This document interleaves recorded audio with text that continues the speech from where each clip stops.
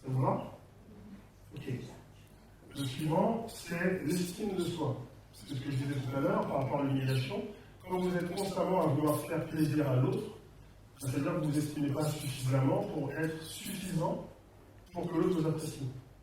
Vous avez besoin d'en faire des caisses pour que l'autre vous voit, pour que l'autre comprenne qui vous êtes, pour que l'autre vous apprécie pour ce que vous êtes en train de lui faire et de lui donner. Alors qu'en réalité, si vous êtes un petit peu comme dans l'affirmation de soi-même, vous êtes dans votre estime de vous, naturellement, on va vous apprécier pour qui vous êtes. Vous n'avez pas besoin d'en faire plus, en fait. Et quand vous en faites plus, on va malheureusement toujours vous en demander plus.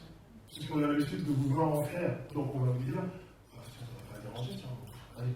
Et donc on peut finalement abuser de votre fonctionnement. Et donc on est dans l'humiliation.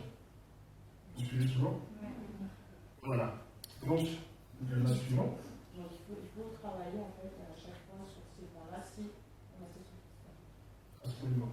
C'est-à-dire qu'il faut, dans l'affirmation de soi, travailler sur l'autonomie et se dire j'y vais, et être dans l'estime de soi, au maximum. Et l'être, ça devient, c'est pas le faire, c'est très différent entre être et faire. L'être, c'est vraiment de l'être, quoi. C'est-à-dire que par exemple, les mamans de la première fille, tu es maman, tu ne fais pas la maman, tu ne fais pas semblant d'être maman, tu montres la deuxième.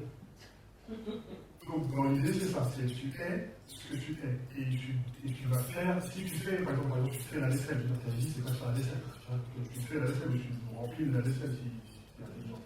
Mais, voilà. Mais dans l'idée, c'est ça. Donc, je fais des exemples très bidons, mais c'est une chance pour être et faire. Donc, si tu veux faire en sorte de t'affirmer, tu ne t'affirmeras pas. Parce que ce sera forcé. Par contre, si tu naturellement ne ressens plus ce sentiment de rejet, tu vas t'affirmer.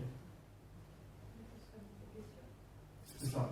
L'idée, c'est d'aller sur ces blessures, effectivement. Et déjà, en avoir conscience, c'est déjà un premier pas. Après l'accepter, c'est un deuxième, puis après finalement aller travailler le sujet, ça change de vie. Parce que en fait, on perd du poids. C'est con à dire, mais on perd du poids émotionnel. Il y a des choses qu'on porte en soi qui, voilà, on enlève la culpabilité d'eux, on enlève la honte, on enlève tous ces trucs-là, ça change de vie.